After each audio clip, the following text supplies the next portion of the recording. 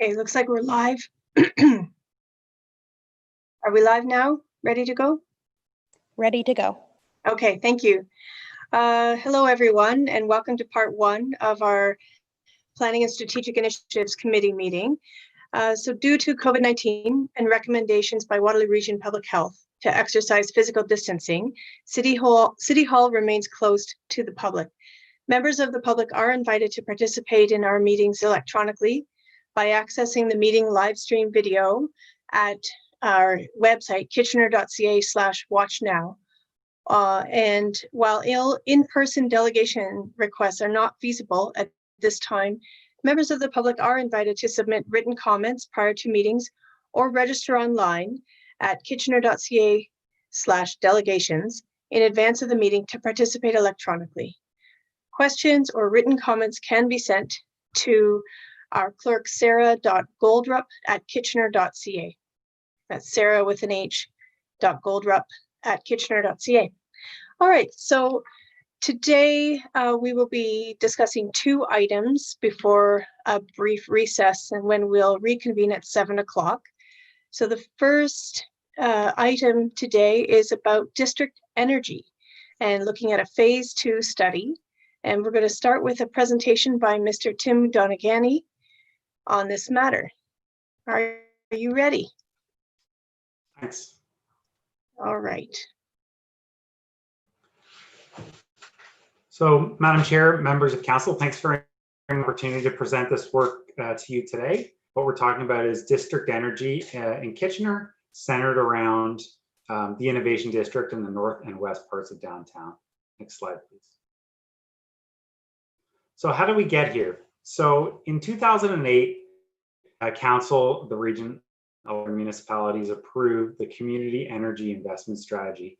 And that had a two-part mission. One was to transform our energy system so that we could reduce energy use and greenhouse gas emissions with climate, but it also sought to integrate economic thinking and business thinking into the way we deliver energy. You may also remember in 2019 that council resolved to explore district energy as part of its net zero ability study, and that resolution was specific to the King Victoria area. We consider district energy in a bunch of areas, a long list of options. Really the prime candidate area was really this King and Innovation District centered area. So a working group of the Community Energy Investment Strategy got together and did what's called a pre-feasibility study to understand really what is the potential for a district energy system in downtown, the north part of downtown.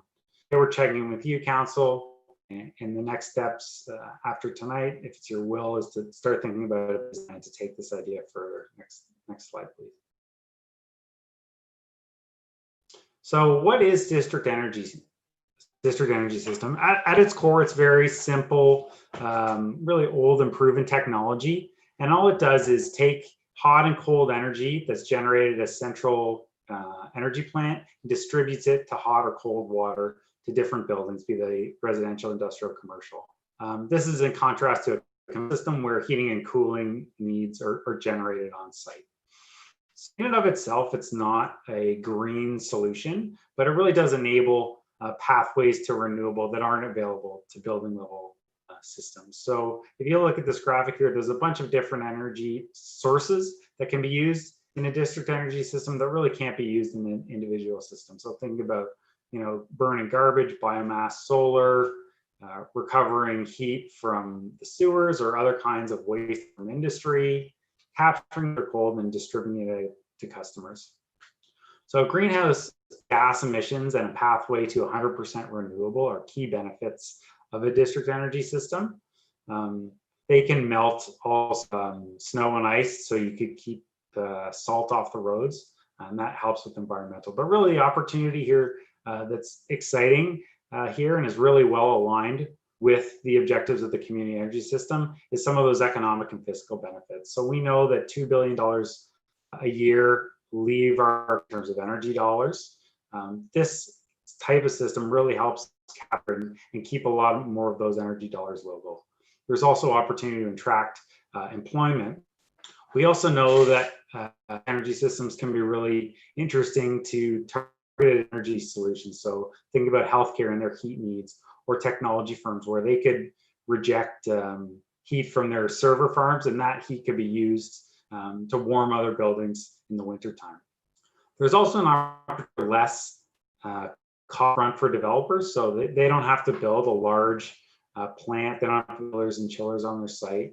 Really, that sort of work can be left to the district energy system, so it can help with costs for development. I talked about the snow removal issue as well. It can also help reduce or delay the amount of investment that we put into hydroelectricity. As we're building downtown Kitchener, there are constraints that are emerging in terms of our ability to supply electricity to all the development that's happening. The benefits on building layout: there's no boiler or chillers on site. Developers are free to use rooftop space, for example, for rooftop patios, or basement space for parking or storage. Those are options that become available. You don't have to allocate space to a site type of HVAC system. There's also really exciting opportunities for resilience. So an individual building level system can't really respond. If the price of gas doubles or triples, it's really difficult for that to switch. But in a central way, we could switch over to renewable systems, biofuel. Those kind of opportunities are available in the district energy system. Also, they're very reliable, so there's uptime advantages above and beyond level systems, and they really get us ready for that low carbon energy future as we move from fossil fuels, especially for heating and cooling, towards renewable futures. So it's really the backbone of a way to deliver thermal. What we're talking about here is really a thermal utility, similar to the water, gas, electricity utilities, except in this case, we're moving hot and cold water. Next slide, please. So one of the ideas that's explored in this pre-feasibility study is what's called a ground source heat. So really that works a lot like an air conditioner, but it uses the constant temperature of groundwater under downtown Kitchener to really help bring greenhouse gas benefits. We can use the hot and cold water and really help deliver energy. That's what's called a ground source heat pump or geothermal, geo-exchange. All those kind of terms are used. What we're looking at here is an open loop system. Next slide.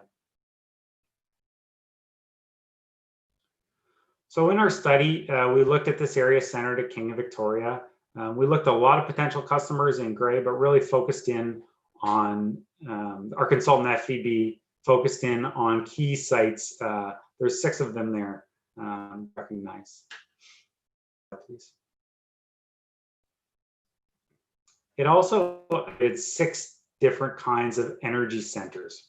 So really that's where the hot and cold energy is generated. So in the first one, you can see a conventional system that uses gas boilers and electric chillers.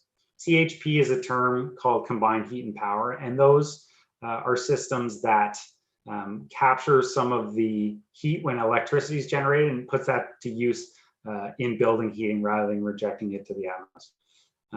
The second and third bars on that graph are called ground source heat pumps. So we looked at an open loop system, like I described to you before, as well as a closed loop system, both of those with and without combined heat and power.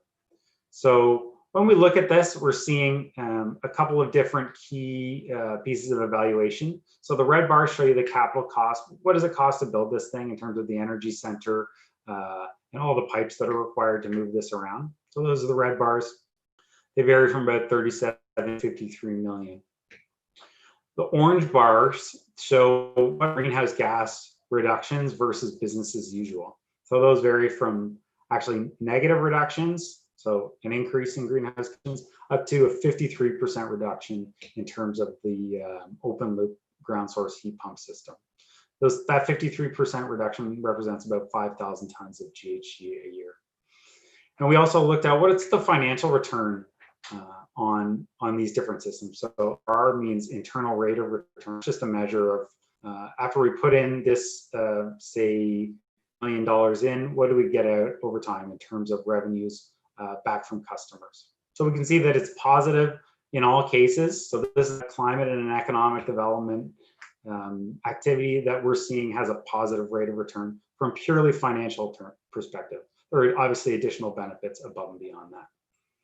So the consultants at FEB and the Community Energy Investment Committee are recommending that we pursue option 2 in the report, which is that ground sourced heat pump on an open loop system without any combined heat and power. So that's a $47 million capital investment, 5.3% rate of return, and she is cut in half. Next slide, please.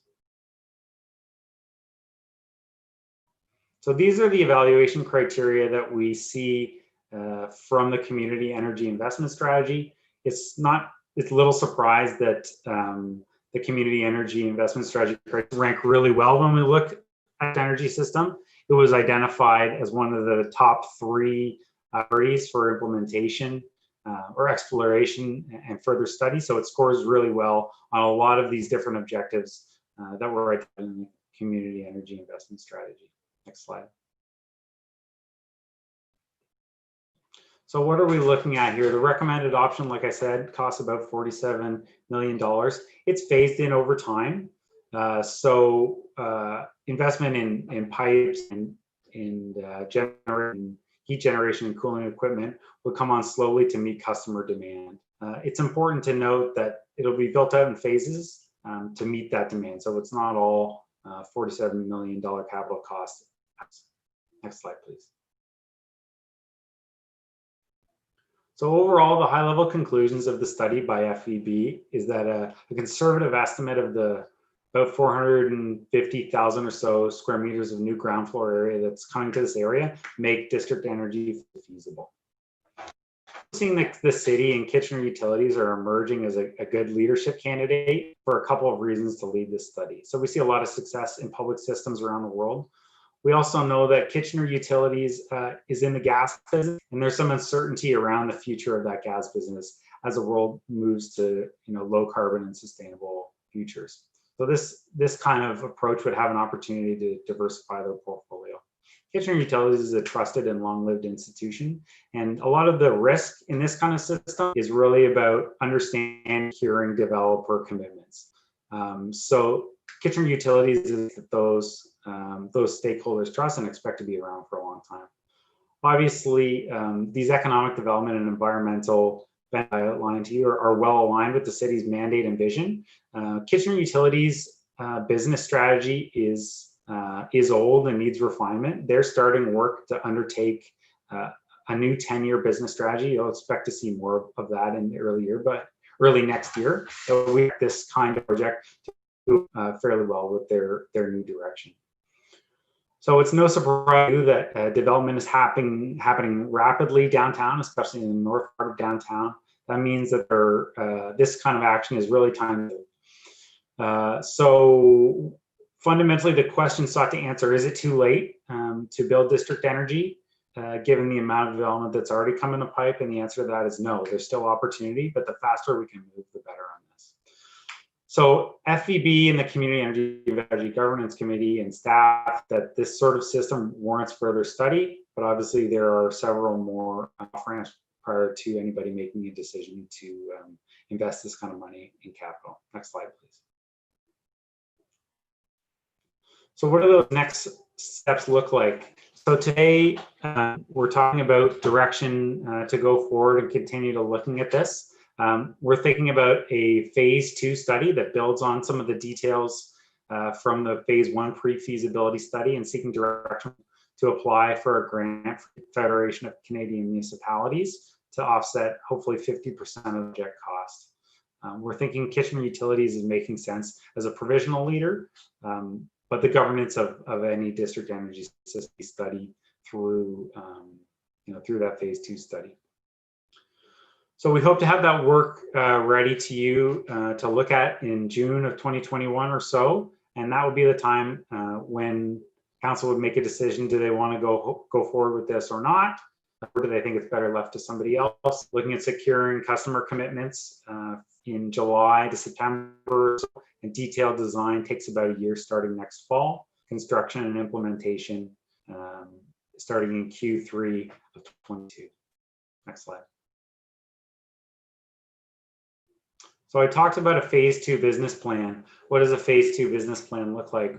First and foremost, it's about putting some more meat on the bones of the high-level phasing customers' conceptual systems financial estimates. What you have before you now called the Class D indicative. So it's about 50 plus or minus 50% financials. Obviously, we need to get a lot tighter than that to make a decision. I talked already about confirming the owner-operator model. Also looking at, so it's 47 million approximate capital investment, but that shouldn't be 100% city money. There's opportunity for financing and funding from folks like the Federation of Canadian Municipalities to cover the capital cost up to about 10 as a forgivable. There's Infrastructure Ontario. Also the positive rate of return, as well as all those positive economic and environmental benefits, make it potentially interesting to investors, including impact investors. The city, Kitchener Utilities, Kitchener-Wilmot Hydro, the region, the province, all can realize some of these benefits and are potentially interesting investors. So we think the phase 2 study should investigate those funding and financing opportunities a bit more. It should also talk about strategy, marketing, how do the contracts work with developers. I spoke to you a little bit in this presentation, some of the qualitative benefits. The cost benefit analysis will help that business case even more, so we can start quantifying those.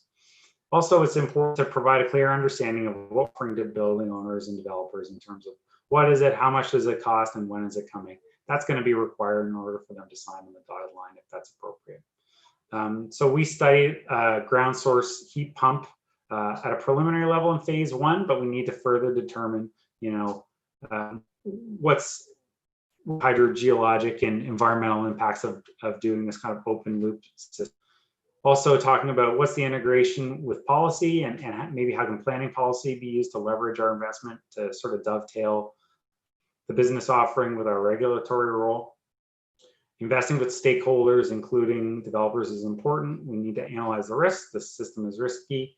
Potentially, we need to learn lessons from other systems around Ontario and beyond. And really think about what are the implications for a potential for a scale DE system if we have success in downtown Kitchener. Next slide, I think it's the last one.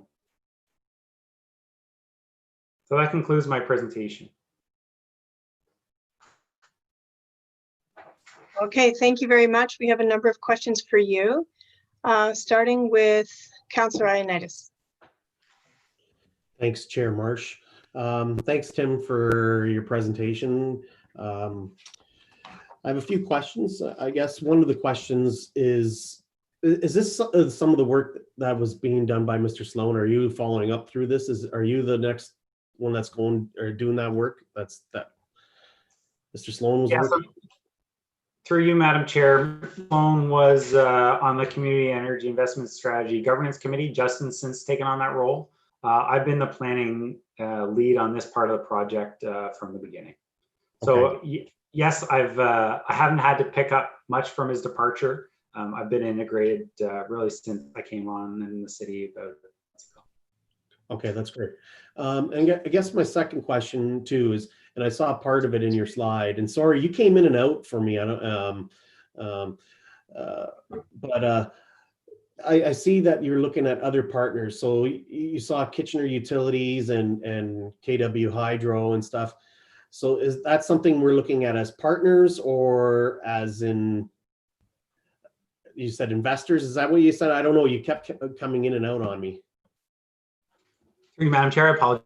I'll try calling in. Maybe we can get a better line. Through you, we think Kitchener Utilities is potentially a good provisional operator. Those questions will be studied in phase 2, but we're both partners and investors through that phase 2 work. So there's lots of possibilities that we'll explore further. Okay, that's good, because I think it would be good for us as well to look at Grand River Energy as well, which is partially owned by Hydro and stuff, because that's some of the stuff that they're looking at, and I'm glad that that's on the radar. And at the appropriate time, I'm prepared to move the recommendation. Okay, thanks very much. I didn't have trouble hearing Mr. Donegani, except for once or twice, so a little teeny second. So I don't know what everyone's experience was, but if you're going to call in, just that, can you stay on your video as well? Do both, please. Yeah, through you, Madam Chair. Maybe if it was maybe just that Council INI is having, maybe I won't call in then. Maybe How many had I'll trouble check hearing on that. Donna Kenny? Okay, a few. So yeah, please call in. Sorry, Chair Marsh. Yes. If Tim tries turning his video off first, that sometimes will solve the problem. Okay. Do you want to try that then? Let's see, and we'll let you know how we hear you. Okay. Next up is Councillor Singh. Yeah, thank you, Madam Chair. And Councillor Ioannidis did touch on some components of my question. I just quickly want to say that this is phenomenal, Tim. Great work on the report and outlining the directions that we can possibly go. I mean, this is the exact same thing. I think I've spoken along with a few other members of council that, you know, environmental initiatives don't necessarily need to be losing proposition. Economically, obviously there are a lot of other benefits, but I mean, this is something that we can meet the responsibility as we need to safeguard our environment and reduce the greenhouse gas, you know, the output. But this is one way that we can also have a financial component as well that provides a payback to the city. Tim, can I just quickly ask? I don't know, did you guys review the basis of you know, staff's recommendation and the Council of the Day's decision to move forward on the COF solar panel project? I see this almost you know, almost a repetition of the same thing, only obviously maybe different metrics, but I mean the idea is pretty much the same, isn't it? Through you, Madam Chair, I'm not that familiar with that project. I'm not sure if another member of staff would like to respond. Okay, not a problem. Yeah, that's okay. I just for other members of council for their reminder. It's someone else willing to punt? Mr. Chapman. Through Madam Chair, Councillor Singh is right that there was a very detailed business case that was prepared prior to council's approval, and that's the next step that we're seeking support on. The two things that project had in its favor at the time, one was that the feed-in tariff program was at its most generous level when we made our application. And secondly, we did qualify for some federal funding to support the project. But you are correct, the process was very similar, and that's the step or the endorsement that we're seeking from council today. Okay, thank you. Madam Chair, the reason why I really wanted to get an acknowledgement on that, I think it's very important that no, this is not necessarily you know, treading new ground. This is something similar has been tried and tested, and we're reaping the benefits financially on that as well. So I did have some other additional questions. So Tim, looking at, like, at this point, what I'm hearing is council is necessarily giving direction for staff to proceed forward into phase 2, but it's also pinpointing of the multiple options which one to pick, correct? As the source of district energy, meaning the scope, the type of project, I guess. Mr. Donegan. Through you, Madam Chair, I think that's true. I proposed that phase 2 study, or the staff proposed that phase 2 study proceed on the basis of the option 2 that you'll see in that report, was the open loop geothermal system without the ground source heat pump. If you have a different idea, it would be good to hear that now. Okay, all right, good, because I do prefer us leaving some flexibility going into phase 2. Obviously looking at more of the business case, and I understand that it's only possible by outlining exactly which of these options can be entertained. But if there are multiple options, that gives us a better understanding. Because I see here some, for example, option number 1, where it does give a you know, much higher rate of return on the investment. Also, at the same time, the capital cost is much lower. Is the rationale not to go with that because it's not reducing as much of the greenhouse gas? Through you, Madam Chair, yes. So one of those options actually greenhouse gases. The other options. No, it was what I was asking is there any other reason? Gas? No, fundamentally, it's certainly the financials are better on option 1 and 1A. Okay, so if that's the case, just as a consideration, because obviously it does provide reduction to the greenhouse gas. Did we consider going on something that may cost less and a better rate of return to at least get it going? And I'm assuming that this would not be the only project. If this is viable and successful, I'm guessing future councils could only broaden on it. So is it better not to go with something that helps to provide the better business case financially also? For you, Madam Chair, yes, I think that's a direction that council could seek. Like I said, one of those options actually increases greenhouse gases versus business as usual. The other one has a modest reduction, so that's the rationale for Sorry. not recommending option 1 or 1A. Mr. Donaghy, excuse me, you cut out just at the key point. What are you saying? Can you just repeat it? Just maybe speak closer to your mic. Sure. I was just saying that option 1A increases greenhouse gases versus business as usual. And option 1 is a very modest reduction. So that's the rationale for staff not recommending option 1A, which have better financials. Right. Thank you very much. Okay. And Councillor just- Singh, we have a lot of yeah, people in the that's queue. fine. I was just going to ask if I can just key back in. That's all. Of course. Yeah. Okay. Thanks. Okay. Next up is Councillor Davey. Thank you. I'll try not to take too much time. I understand. Yeah, I understand why 1A doesn't make sense.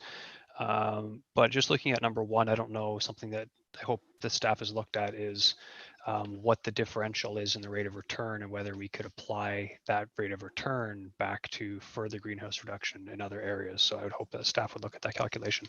My only question is there have we already engaged with KW Hydro on this and Grand River Energy?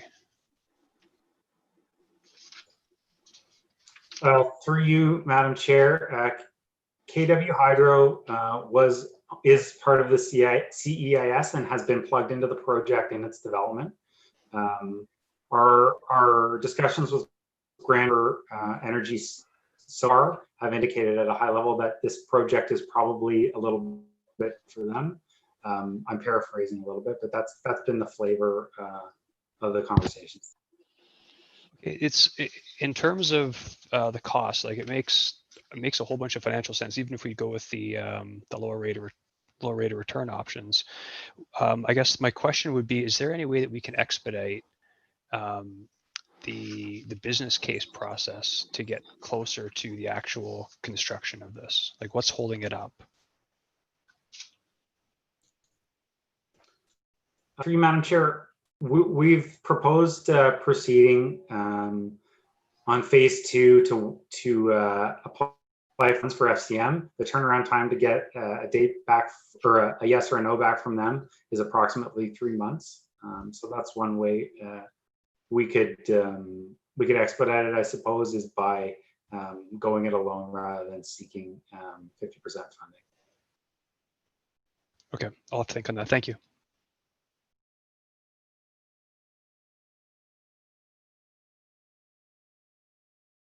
Oh, sorry. Next up is Councillor Cazzola.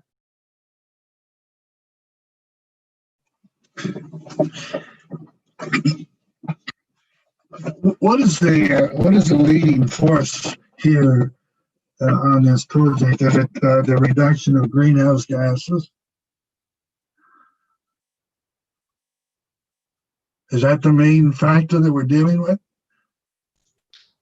Sorry, Councillor Cazzola, I had trouble hearing you. Could you please? I wondered what the driving force is here. Is it the reduction of greenhouse gases? Through you, Madam Chair, it's both the greenhouse gas emission reduction potential.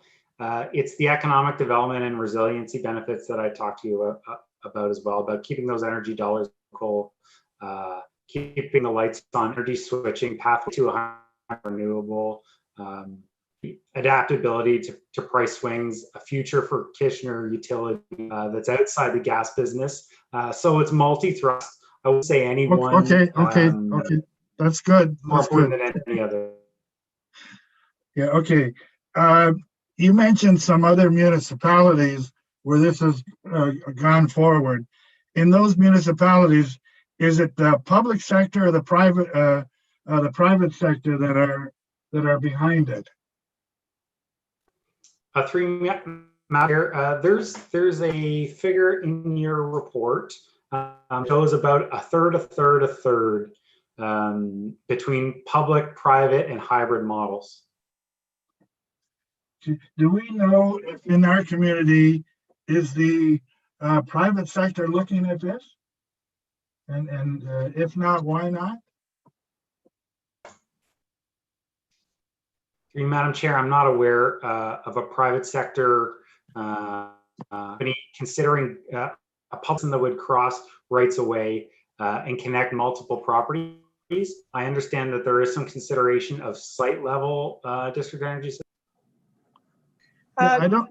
Sorry, Councillor Gazzola, I think Mr. Reedman has another comment on that. Through the chair, so Mr. Donaghy did touch on it a little bit. There are a couple larger industries located downtown that have open loop geothermal systems for their own purposes, and we're aware of a few residential developments as well that have their own purpose-built geothermal system. Mr. Donaghy is incorrect. There's challenges with the public right-of-way, so you'd have to have agreements with the city to run piping to do a more broad district energy system type focus. Okay, that's why I'm trying to understand why we would have a leg up on the private sector, because there seems to be a good return on the investment that I would have thought the private sector might have been wanting to get into this. This is something just right off the top. This is no cost to our taxpayers, right? Can we just? We're not talking about any impact on our taxpayers, right? Through you, Madam Chair, we identify the source of funds. So there is a big capital outlay up front. We haven't determined source of funds for all of those, but certainly in the long term, we're looking at a positive rate of return overall. Yeah, but something like this could be dealt with an incorporated company, the same as our hydro works. Our hydro really and our utilities works has no impact on our taxpayers. It's a business operation, a good business operation. Okay. Okay. I'm either ahead of you or behind you. Okay. Well, I thank you, Councillor Gazzola. I think it was mentioned that it could be operated like similar to the other utilities. So, but this can be all worked out. Anyway, that was a comment. Do you have any other questions I have some more questions. Yes. Okay, so Councillor Gazzola, if you can just cue back in, we're gonna keep moving on everyone's questions and then do a second round. I hope we treat everyone the same way here, okay? I'm trying to. Yeah, okay. All right, next up is Councillor Chapman. Yeah, thank you. First of all, I'd like to know why natural gas is on the list of potential fuel sources. Yeah, so through you, Madam Chair, there's several systems considered here. So options 1 and 1A are using natural gas because the economics today are the best on natural gas. Options 2 and 3 both use natural gas for peak load circumstances. The rest of that is what's most cost effective. Okay, well, I know we're not at a stage to be passing things, but I would hope that we would take natural gas out of our minds, because that's a fossil fuel. And if this has to do with environmental greenhouse gas reductions, then I think that there's a bit of a contradiction there. So I know in Stockholm, Sweden, they use burning of garbage as in their direct energy projects. And, you know, maybe it's something we could consider partnering with the region if you don't have enough energy generated by the geothermal sources themselves. So I just want to bring that forward as something to consider. What would the operating costs of this? I mean, first of all, let me say I'm very excited about this. I think this is a wonderful idea. I think this is a great way to find alternative energy sources and to, be serious about reducing our greenhouse gases if done properly. So, and that's why I have concerns with natural gas. So what would the operating costs of such a facility be? Approximately. I mean, I know it's at an early stage. Through you, Madam Chair, it's all detailed in the report, and it's just going to take me a minute to think on it. Okay. And you know what? It worked really well when you moved closer to the mic. If you could just do it again when you come back. So should I keep talking? He's looking for your answer that's actually in the report. Oh, is it? Yeah. So, Okay. So if you have another question, you can ask it while he's there. Yeah, I want to know when we on page 148, it talks about ownership options, and I was just wondering what staff is leaning towards when it comes to the ownership of the direct energy site. I know there are three options we're given here, but is there a preferred option that is sort of being considered? Yeah, through you, Madam Chair, Kitchener Utilities in the city is emerging as a good potential candidate. Okay. Did you find the operating costs? Through the chair, the operating costs are on page 1-44 in the report. And for option or scenario number 2, the ground source heat pump with open loop, the operating expenses are 2.5 million and the revenue is 6.3 million. And where would that come from? Through you, Madam Chair, it would come from rates that developers would pay for the heat and energy. As well as the capital costs would come from that? For you, Madam Chair, yeah, we're looking at a cost structure that would cover both capital and operating costs through rates. Okay.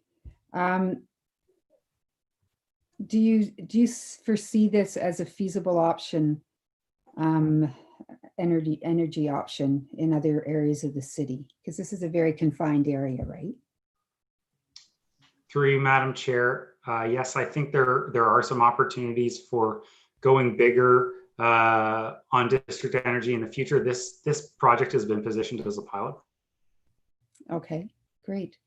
And my last question would be, do you foresee any reason why we cannot require thermal and energy, geothermal energy sources from any new developments that happen over a certain size, of course, because I know it's a large investment, and I'm not talking here just about direct energy or district energy, but just the use of geothermal energy in new developments as something that we would require. Yeah, through you, Madam Chair, energy is an important piece, but also site level geothermal energy is an opportunity. I know that was considered as part of the net zero feasibility study that you have considered in early 2019, and I know that's a consideration that's going into the new Dundee secondary plan. So we're seeing emerging opportunities there, and that was considered in a little bit more detail in that 2019 report. Okay, those are my only questions for now. Thank you. Thank you. Mr. Donegani, I'm still finding that you're cutting in and out a little bit. And is anybody else having trouble hearing everything he's saying? Yeah. So if you can please call in as well as stay on with your video, I think.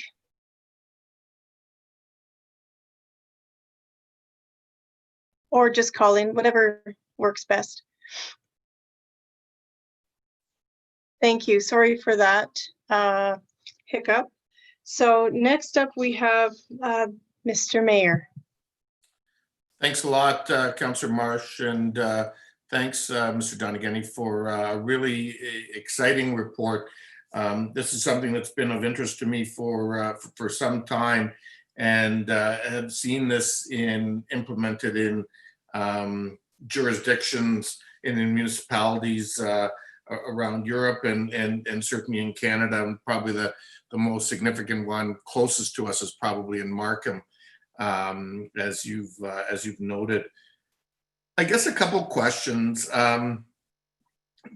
Building on Councillor Davies' question around fast tracking this, do you see, other than the sort of the 3 months for the FCM application process, are there any other ways of trying to advance this sooner rather than later?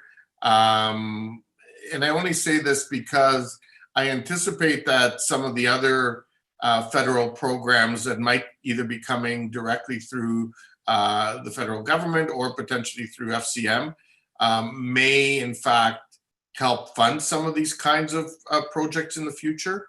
In an ideal world, we might be in a position to try to take advantage of it before 2022.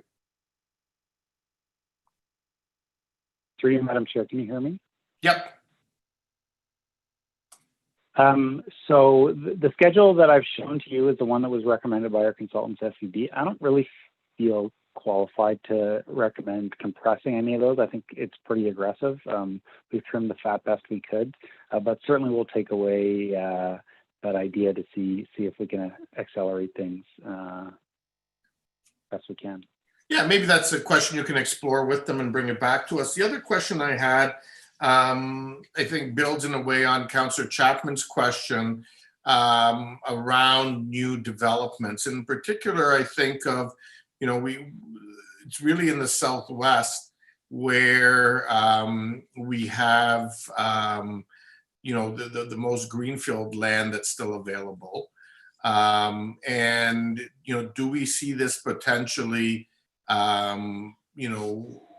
becoming part of new subdivisions going forward? I mean, is that sort of the next logical step after the core, or is the next logical step perhaps something like our Huron Industrial Park, where we were able to find a piece of land to put something like this on?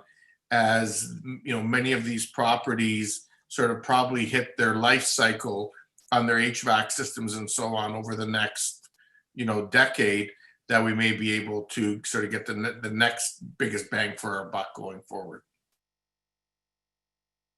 Through you, Madam Chair, I think you, Mr. Mayor, asking all the right questions. Mr. Donegany, please mute one. Yeah, there you go. Okay, that's good. You're good. Through you, Madam Chair, I think, Mr. Mayor, you're asking all the right questions. I think those questions of strategy about where it makes sense to grow next are good ones, whether, it's along the Ion Corridor or greenfield areas, industrial areas. I don't have the answer to those questions. So you may have noticed in my recommendations for phase 2 scope, I talked about implications on, a citywide strategy potentially. What we're asking for now is not that citywide strategy. The business case that we're talking about is really this pilot. The rationale being that we could build on the success and the revenue that's coming in from a downtown pilot and really build on the success to grow the system in the future. Absolutely. And I do think that downtown does make the most sense because of the density, the fact that, we do have a fair bit of land that, we'll see developed in the area of the Brom Yards and so on over the next while. And then as some of the existing buildings that have already been built up replace their HVACs in the future, we'll be in close proximity and be able to transition them. So this is very exciting. I look forward to it moving forward to the next phase of the study and seeing where we take it, because I think this can have a real positive impact for our community. Thank you very much. Next up, we have Councillor Johnston. Thank you, Chair Marsh. And I think that my question has already been answered, as well as I was going to ask about how we move this across the city. So I think, Mr. Donegany, what you're hearing is that there's a lot of support for this, and people would like to see this move outwards as well. So thanks. Okay, thanks very much. So, Mr. Donegany, would the consultant who completed the study be able to answer some of the questions that are more detailed like this, and then provide us with an update by email?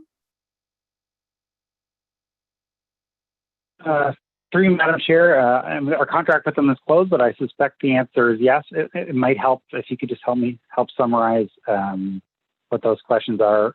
I understood them to be how can we compress timing? I think questions about where should we grow next is probably a bigger item of scope. That's right. Yep. Is there another one that I was missing? Those are the two that I have so far. There might be more because we have lots more questions coming. All right. So that's it for now for me. Next up is second round, Councillor Singh. Yeah, thank you, Madam Chair. So I just want to follow up from my last question. As for partnerships, isn't the region in any consideration? Is there opportunity that we could partner with the region? Through you, Madam Chair, yeah, the region has been involved from the beginning of the study. Their transit hub site is a key one here. They've been at the table, and I think they're potential partners and investors going through. They've been identified as that. So we need to continue having those conversations. Okay, good. I'm glad that you guys already are. The second question is on, looking at option 1 as well. I can understand why staff are recommending option 2, and for an environmental perspective, that is the right decision. But if both option 1 and 2 were advanced, what kind of cost change do you think it would be? Relative cost, obviously, if it's tough to give a precise number. And the second thing is simply so, even if option 2 is the preferred route, even at that point, option 1 can be looked at if you have a business case around it independently. So perhaps even more than one project can proceed if we're looking at an aspect of a return on investment, which gives us far better return than a lot of other vehicles that we have at our disposal. Through you, Madam Chair. So I heard you say that we could run those 2 projects concurrently. Just to be clear, they would service the same customers, but with different fuel sources. So it couldn't really work to run them concurrently. It's sort of an either-or option. I don't know if that answered your question or what the question was exactly anymore. Sorry. Okay. No, it did. I thought they could run concurrently in other areas as well. It didn't have to be competing in the same area, but I get what you're saying. And the other question was that if we were to look at option 1 as well, just so that we have 2 options. One is that provides some environmental benefit, but a great return, and the other is a good return, perhaps not great, but with a better GHG gas. So the council at a later point can have that final decision. Would there be a significant cost increase in consultancy work for the next phase if both option 1 and 2 were looked at the same time? Through you, Madam Chair, I don't really feel qualified to give an answer on that. I'm not sure. Okay. Yep. So then that's let's add that to the list of questions for the consultant. Okay, and so Councillor Singh, is that all your questions? Thank you. Yeah. Okay, thank you very much. And next is Councillor Gazzola.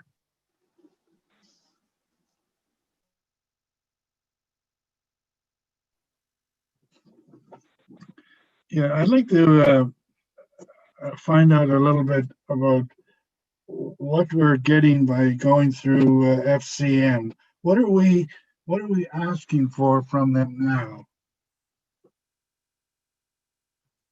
Madam Chair, the direction that I'm seeking, or staff are seeking, is to apply for 50% matching funding. So we expect to study the cost about $200,000. So the implication is about $100,000. 50% matching funding for what?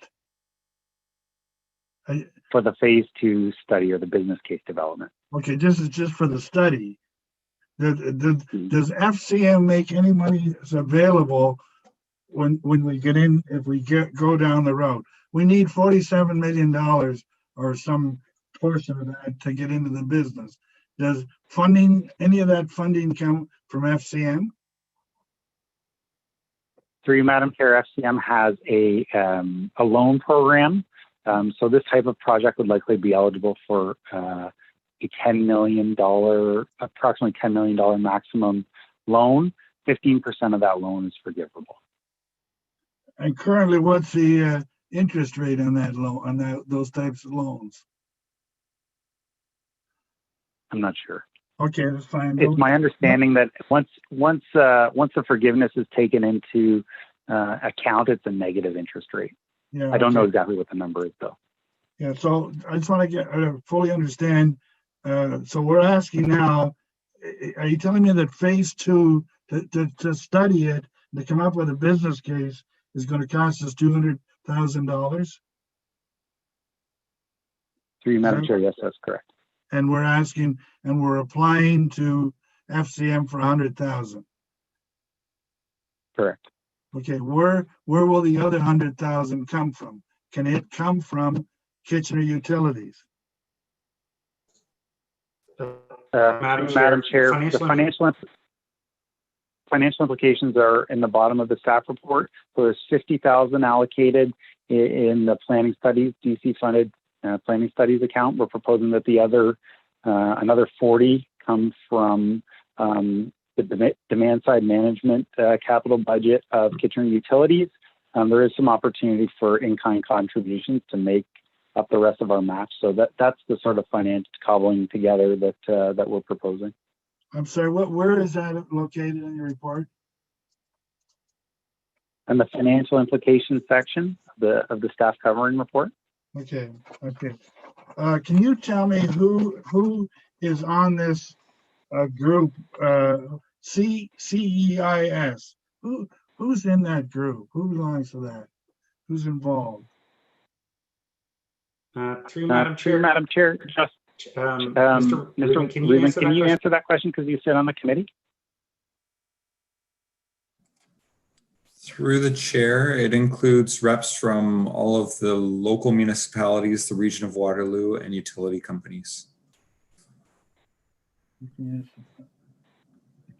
So, and is this, when we're going to apply to FCM, are we applying like on behalf of everybody in the region? Can we not apply on our own as an individual municipality? Do we have to have all of these partners right from the get-go? Through the chair, and so the first phase of the study did involve more partnership because we're exploring opportunities. One of the recommendations is looking at somebody like Kitchener Utilities to be the lead operator for this system. So it makes more sense to have a focused application in stage 2. So as through this report, or as direction is received through this report, it really would be the City of Kitchener leading the application on this phase 2 study. We still would like to rely on the support from some members of CEIS to provide their expertise that they have, that sort of complements the expertise that we have on our staff. But primarily then we're going to the FCM as a City of Kitchener request. Is that correct? That is correct. Okay. One quick final question that I'm trying to understand is what is the source of energy, like in option 2 that you're looking at right now? What is that source? Is it come from natural gas? Does it come from what other avenues, or have we looked at anything? Through you, Madam Chair. So ground source heat pump covers the base load. So the ground source heat pump uses the clean provincial electrical grid and runs much like an air conditioner or a heat pump. So the source is primarily the provincial grid. The peaking would happen through natural gas. So those high peak loads. The high peak loads comes from natural gas, and the rest comes from hydro from the province? Through the chair, to clarify further, it actually takes the groundwater differential, so it takes the temperature of the groundwater, and takes that differential. So the groundwater is typically around 15 degrees Celsius. And so that takes it, and with an air exchanger type system, takes that energy differential to heat and cool glycol that goes through to heat and cool other buildings and through the system. Okay, so to what extent is natural gas, what percentage would be natural gas sort of? So as Mr. Donagini had mentioned, some of the peak loads would require some boosting with natural gas during certain times of the year. So it's a lot more of an energy efficient system, primarily using the temperature differential of the ground.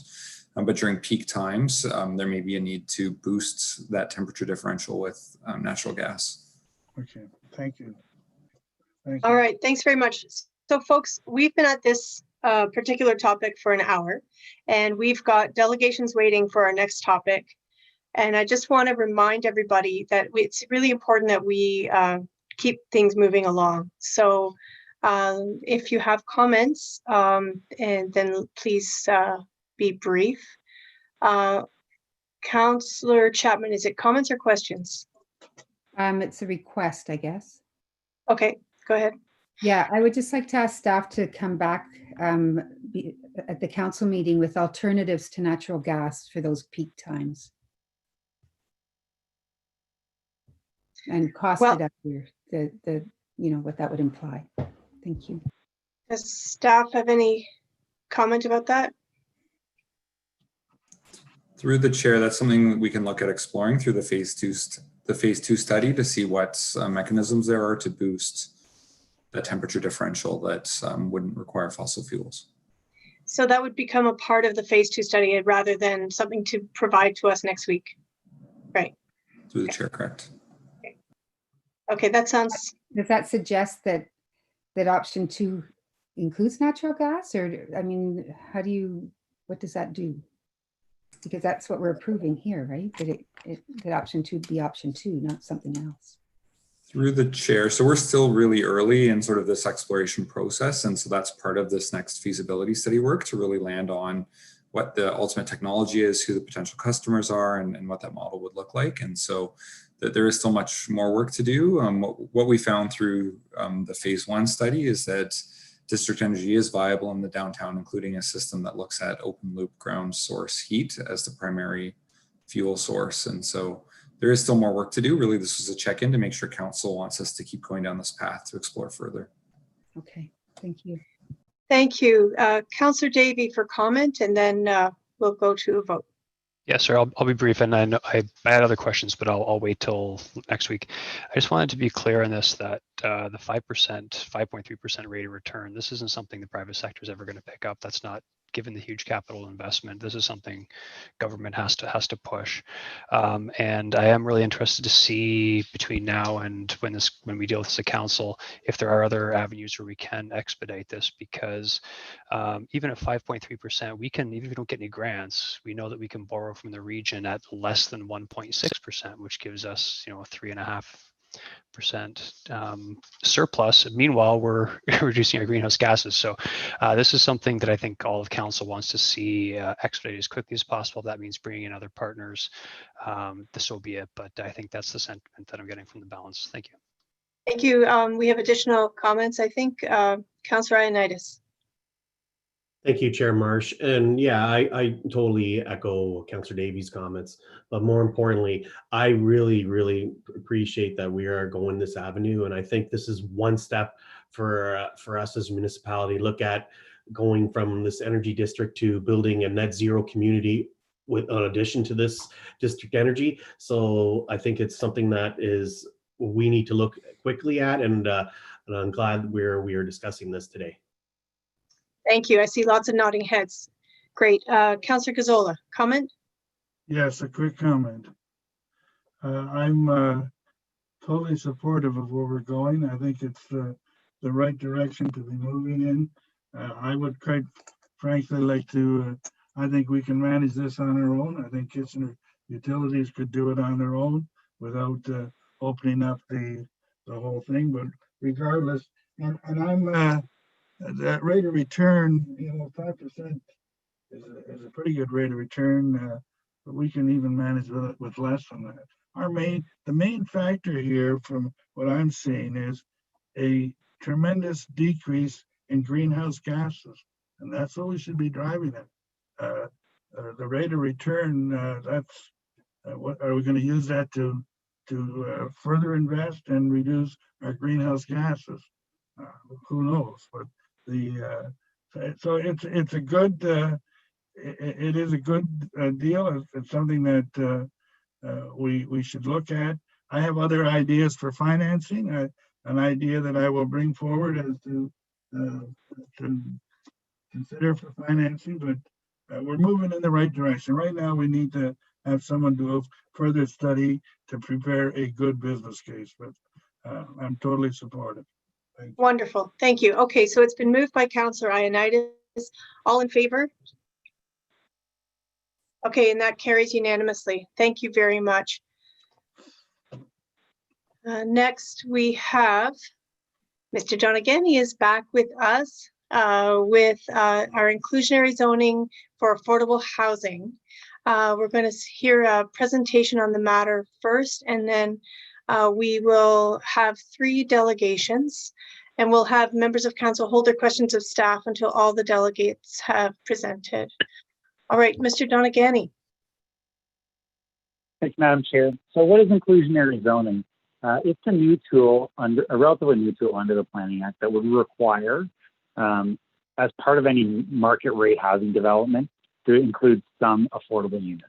Inclusionary zoning doesn't exist in Ontario yet, but a lot of municipalities are working towards it.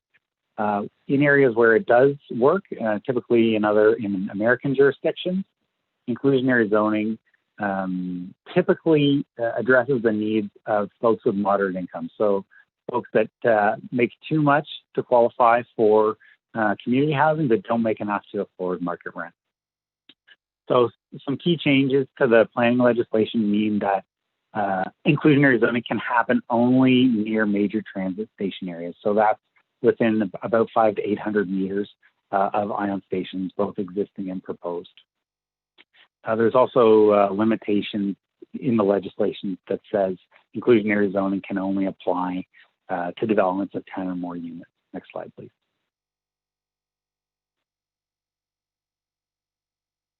So I'll remind you of some of the actions that you approved or endorsed in the draft affordable housing strategy last month. There's a broad suite of tools that cities, regions, provinces, the national government, as well as nonprofits, developers can apply to address are really pressing housing issues. So inclusionary zoning is one important one that was identified in the strategy, but certainly it's not the only one.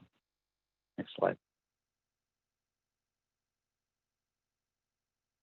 So I just wanted to build a little bit more on the idea of the needs of moderate income households. So this is a graphic that was included in the housing needs assessment that council approved in January of this year.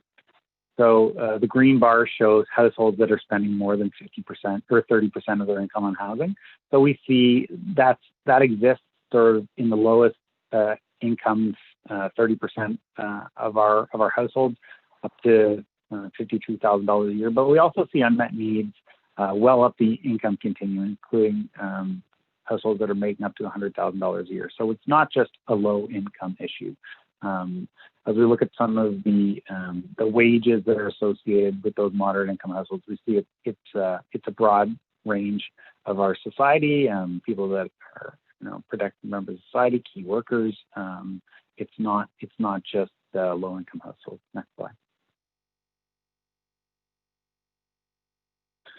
So the cities of Kitchener, Waterloo, and Cambridge, the support from the region, got together to study what are the financial implications of an inclusionary zoning program. So inclusionary zoning means that developers make less revenue than if they had a market development. So the province requires in the regulations that cities study the financial implications.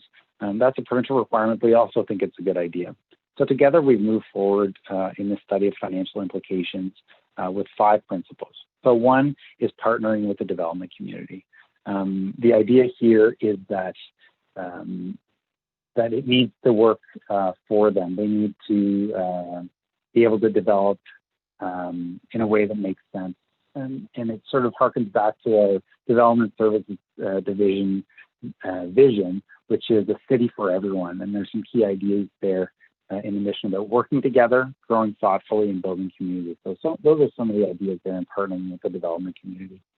And really, how does it work? Well, it captures some of that increase in density that happens when a site develops from, say, a parking lot or a low-intensity commercial use up to a high-rise residential development. That generates some value, and part of that value is directed towards delivering new affordable units that weren't happening otherwise in the market. The third idea, or third principle here, is long-term sustainability. So what that means is this inclusionary zoning program is designed in a base case to work without financial incentives from a municipality. Those can be layered on later to achieve additional affordability or other objectives.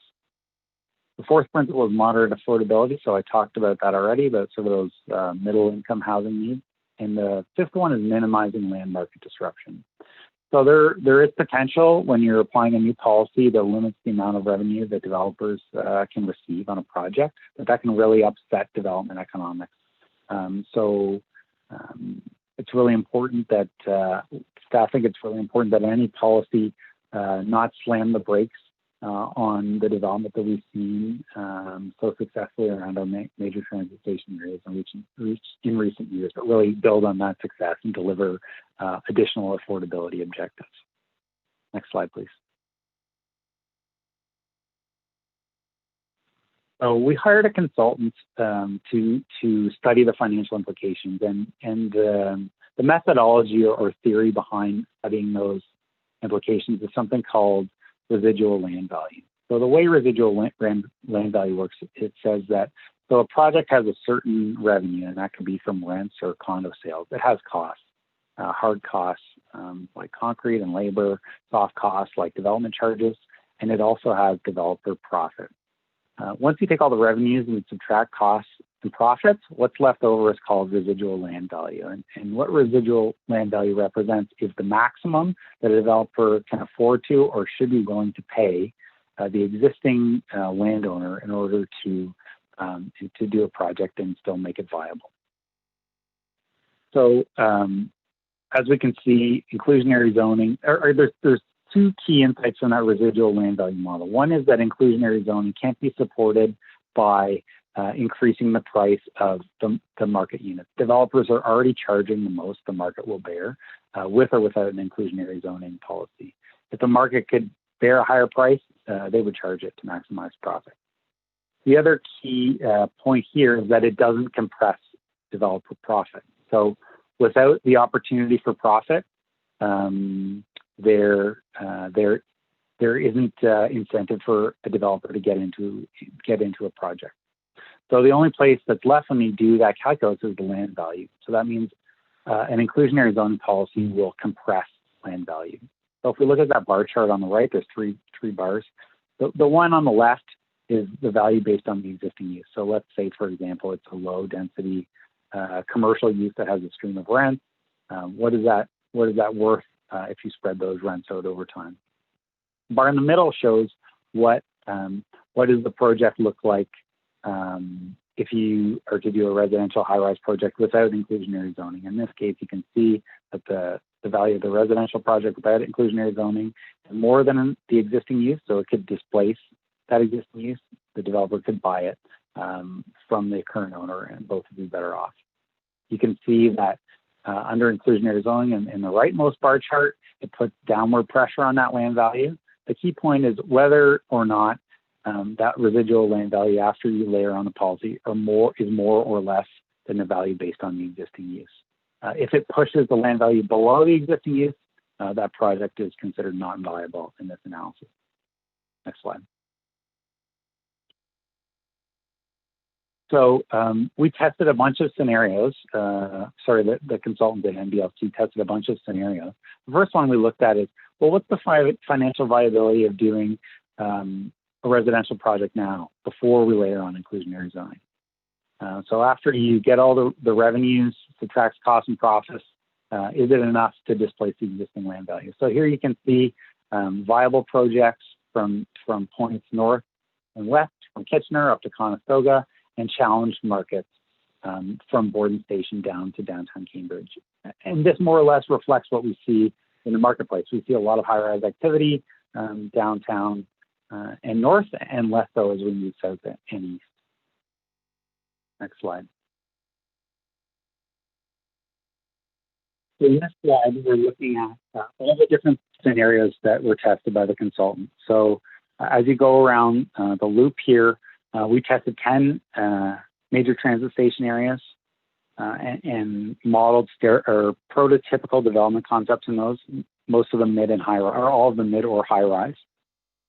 They also tested the set-aside rate. So set-aside rate is just inclusionary zoning jargon for what proportion of units within a development are affordable. So we tested 10%, 5%, and the maximum viable. They also tested different tenures, so a condominium building or a purpose-built rental building. Also was tested what are the units, what's the tenure of the affordable units? So we had affordable rental in the purpose-built rental buildings, affordable home ownership units, as well as affordable rental in a condo building. Also was tested the duration of affordability, both 25-year and permanent, as well as the depth of affordability. So we looked at 100% of average market rent, which is about $1,150 for a one-bedroom apartment. Also tested 60% of average market rent, which is about $700 for a one-bedroom apartment. And the affordable home ownership benchmark was $350 a square foot at 100%. So we're not limited to these policy parameters, but there's 140 different pro formas that were developed as part of this study to help understand what are some of the implications of different ways that we could shape this policy. And what does it mean on financial viability? Next slide. So this is just one of those scenarios that I talked about. It looks at affordable rental units within a condominium building, 10% of those units being affordable and priced at 100% of average market rent, and the affordability being permanent. So we can see broad strokes, the pattern is similar, but certain station areas viability starts to fall off. So Midtown moves from viable to marginal, so sort of right on the cusp, and Conestoga falls right off. Otherwise, the pattern is pretty similar. But we do see two key things here. One, it does impact potentially project viability, and also that the implications are different on different station areas. Next slide.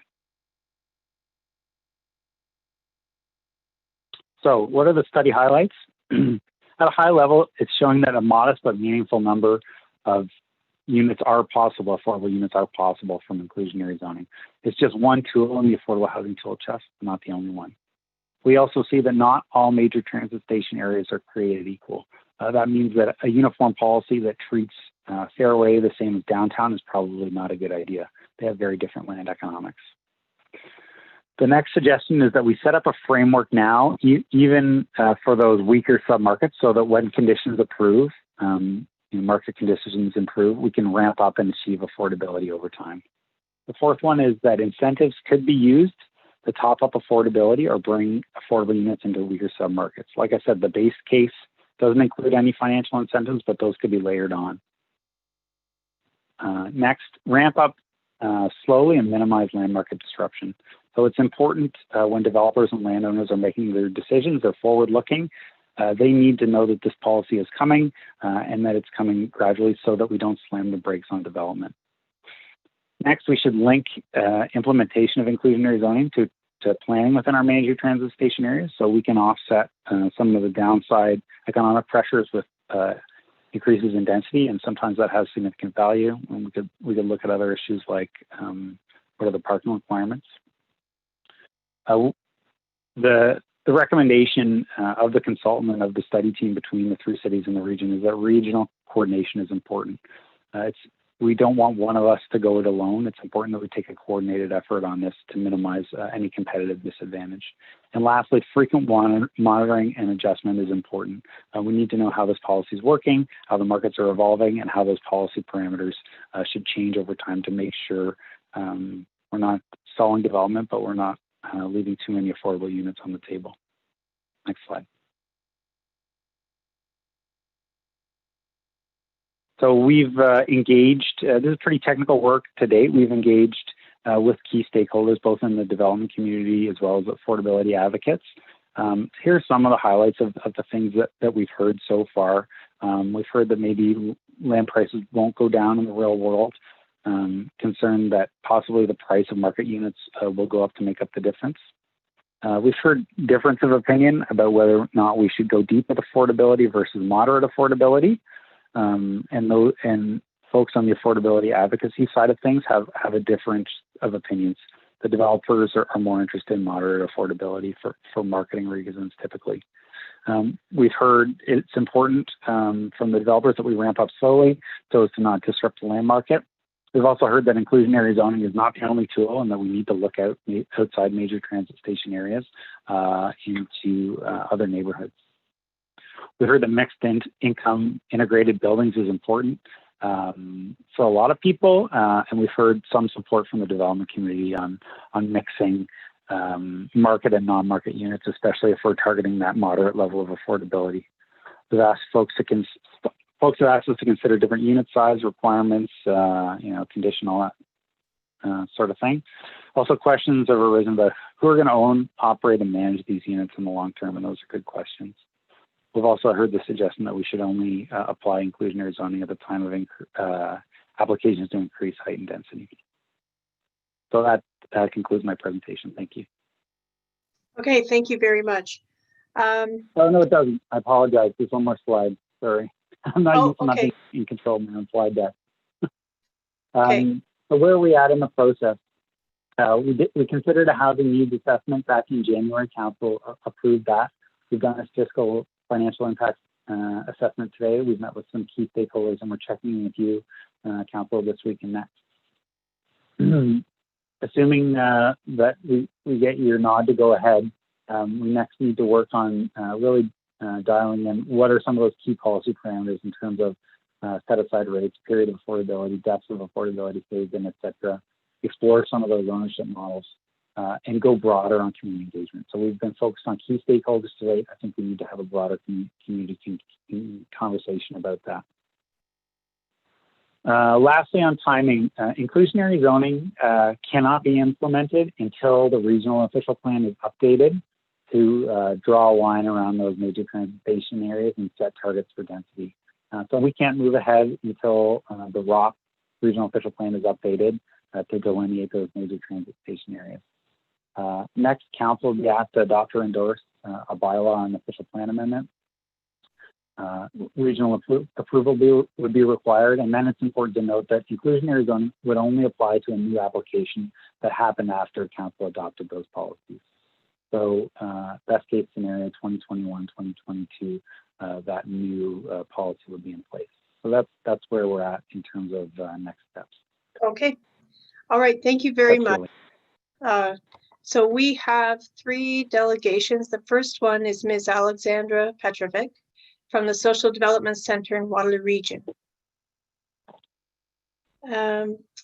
And while we're waiting for her to join us, please note that a written submission was received as well from Mr. Hal Yeager in support.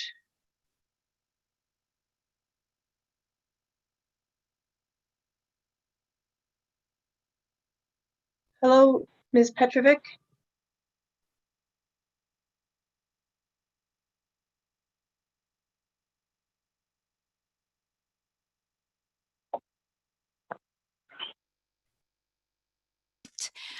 To talk a bit about blind spots.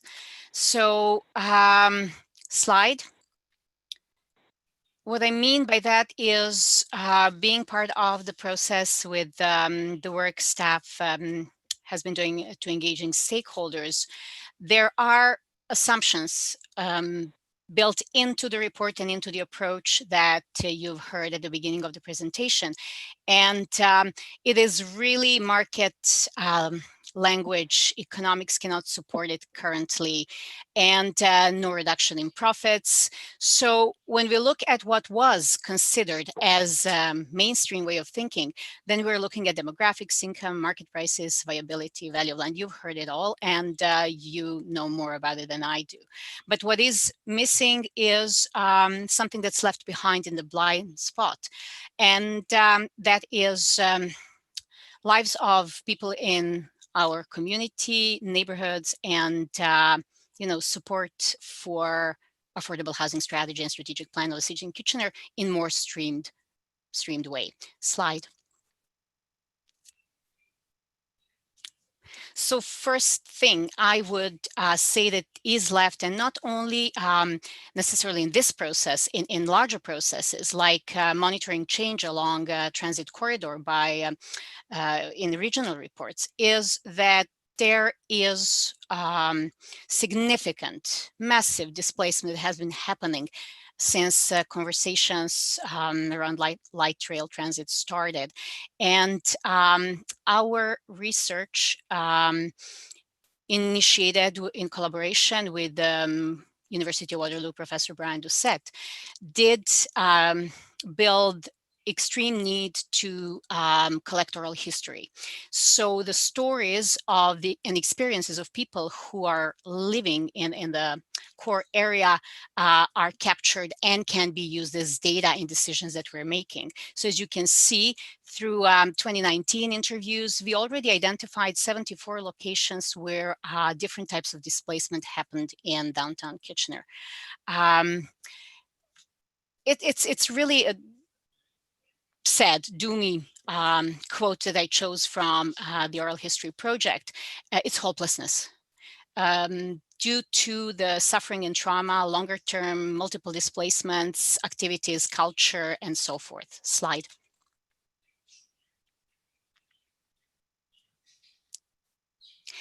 As we are moving with our research in 2020, we will have more data to add to the existing map.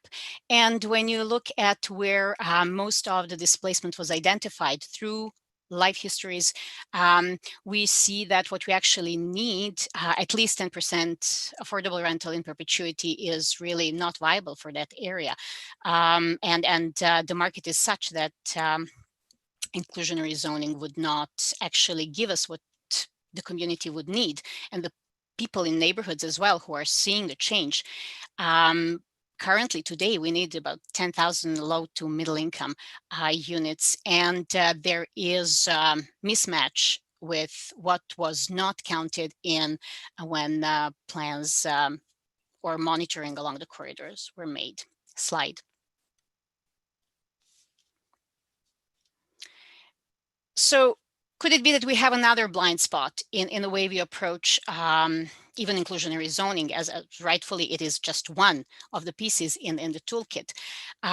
So we do have one based on land value on, I think, left, right? And on the right, there is actually solid possibility that we have to have conversations about eliminating profit as an incentive in this type of a crisis when we have to collectively work on sustainable development goals and eliminating poverty, and housing for all is, housing as a human right is one of the major points. And the alternate model that was not considered because of all the assumptions built into the process with the consultant. Interestingly, this model was created by developer manager in City of Toronto, in conversation with other parties. So we may have a number of blind spots. Slide.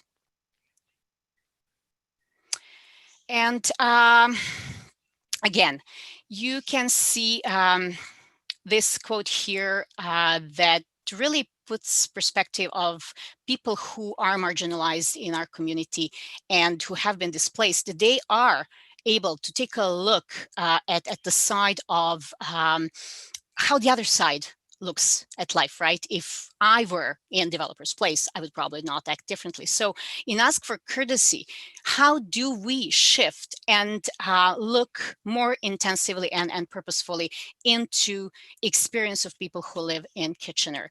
So there needs to be some shift in focus. We need to have broader conversations with diverse and different points of view.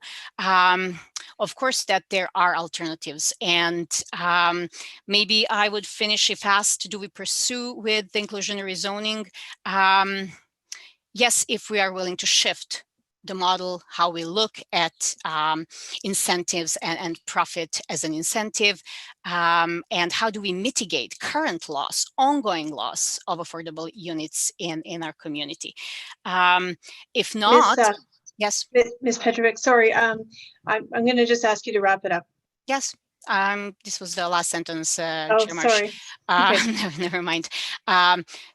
If we would not be considering alternative models, then I am not sure that at this moment it is a focus thinking of a strategic plan, caring community where we belong, and paying attention to qualitative data to guide us how to improve qualitative data collection and improve decision making. Thank you. Okay, thank you very much. Are there questions of Ms. Petrovic? Councillor Chapman? Yes, thank you, Alex, for coming in and sharing your thoughts. I find your last comment interesting. You say that if we were to go ahead with inclusionary zoning the way it's being proposed in this report, we're best to maybe just not do it at this point. Do you want to elaborate on that a bit? We would create more of the housing that we do not need to address housing crisis. It would still be 90% market rent, higher priced rentals and condos, which in already in some jurisdictions are seen as short-term rentals or secondary tertiary suites, where actually they are rented, they're not used for the purposes of affordable housing strategy that we would need.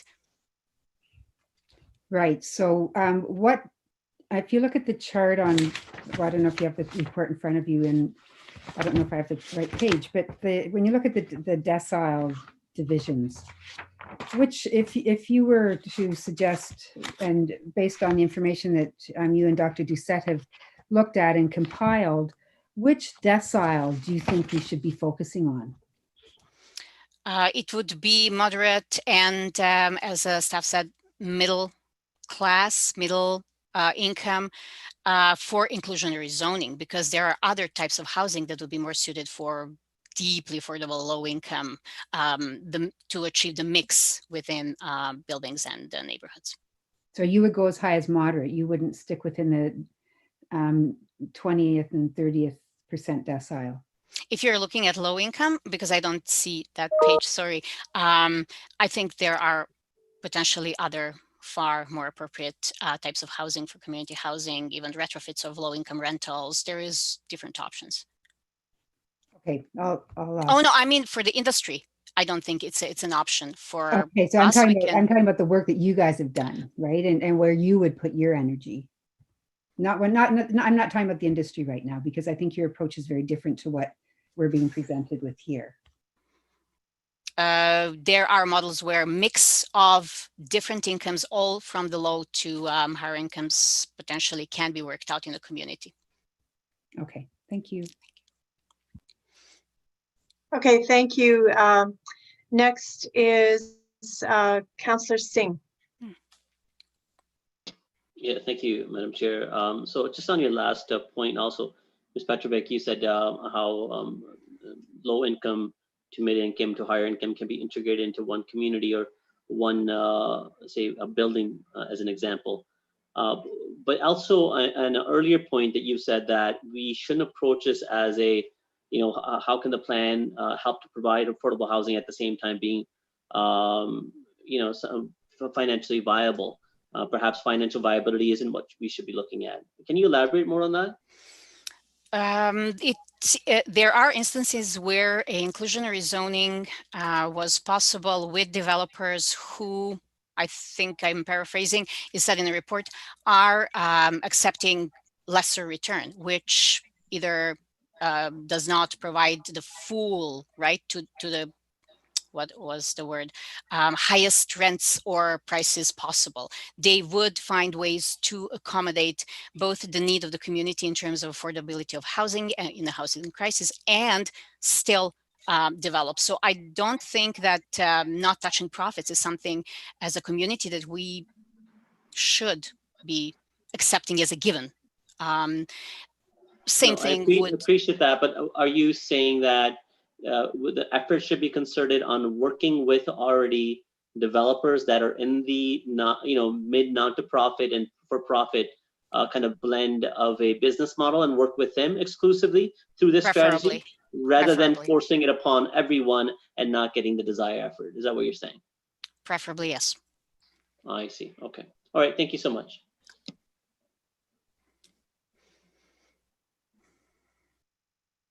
Okay. I cannot hear. Probably I'm disconnected. Oh, no, it's me. Oh, It's my sorry. fault. Sorry. We are done with questions for you for now. Thank you very much. Thank you. Okay, our next delegate is Mr. Brian Prudhomme from Momentum Developments. Through the chair. Yes. This delegation has not joined us this evening. I did reach out to him to see if he was available to attend, but he has not responded. Okay, thank you. So then the next delegate is Ms. Melissa Bowman.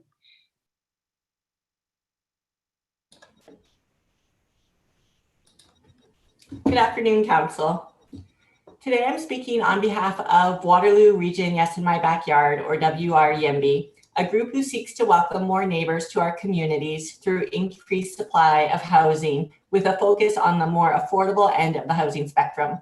We're happy to see continued conversations here at Council on issues of housing and affordability, including today's discussion on inclusionary zoning. WRYMB is overall supportive of inclusionary zoning, but want to emphasize that this is simply one tool that can be utilized in improving access and affordability in our housing market. It of course will not solve those issues on its own. It also seems to us that inclusionary zoning policies will benefit the community in the longer term, which is important and needed. We also need to ensure we look at which options can best serve us well in the short and medium terms. Some of those other options that must be considered in tandem with an inclusionary zoning approach include following up on the recent recommendation from the Federation of Canadian Municipalities for cities to partner to help nonprofit community housing providers rapidly acquire, renovate, and retrofit existing buildings to allow faster creation of affordable housing options. Continue to support and build upon initiatives that will increase supply through gentle density and the missing middle, which often offer more affordable and diverse housing. Create a list of city-owned lands that could be used for affordable housing options. Partner with various local organizations and nonprofits who are working on meeting those more immediate housing and shelter needs. These are just a few of the options that must be looked at in partnership with inclusionary zoning. Noting our overall support for this approach, there are a few quick things I'd like to mention from the staff report. First off, this does feel like a rather cautious approach to improving housing in our city, which again is why I mentioned all of those other options that must be a part of this conversation as well. I can understand the value of a phased-in approach, but I do wonder if such an approach may see an increase in development proposals coming in under the wire, so to speak, to avoid new inclusionary zoning policies, much like what we saw with the development charges exemption as it approached expiry. My hope would be that conversations continue now between the city and developers about increasing affordable housing even before an inclusionary zoning policy is put in place. There was also some mention of incentives that could be offered as part of an inclusionary zoning policy, such as increased density or certain tax breaks.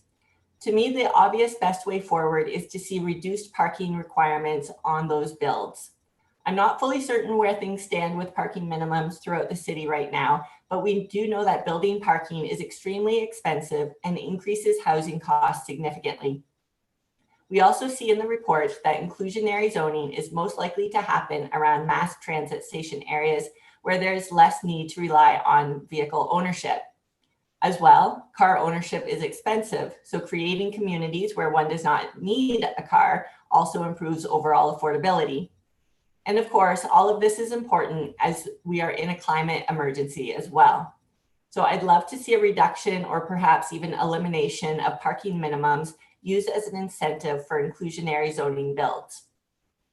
Also, because ensuring every community has housing that all residents can access and afford, WREMB believes that it's important to see some housing made affordable in perpetuity. I'd also like to thank staff for the work that went into this report so far. Reading a nearly 100-page report on my weekend is perhaps not the epitome of a good time, but I did find the report very informative and helpful in better understanding some of the issues at hand. Some of the charts in particular were especially helpful. Again, I'd like to reiterate our overall support for using inclusionary zoning along with numerous other approaches and tools.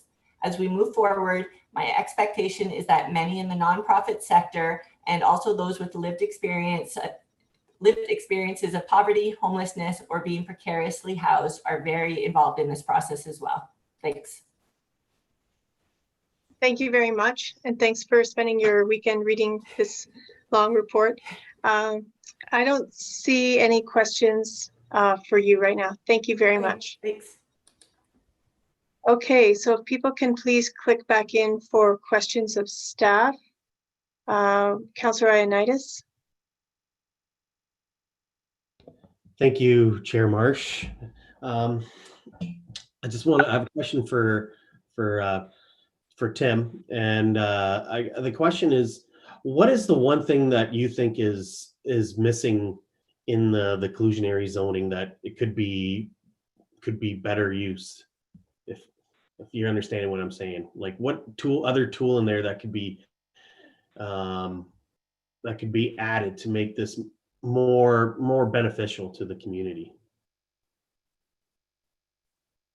Through you, Madam Chair, staff had previously identified that in our submissions to recent changes to inclusionary zoning, we'd like to see it applicable citywide rather than just in major transit station areas, and also suggested reducing the complexity of study requirements prior to implementation. I guess that's staff's previous position, is probably mine as well.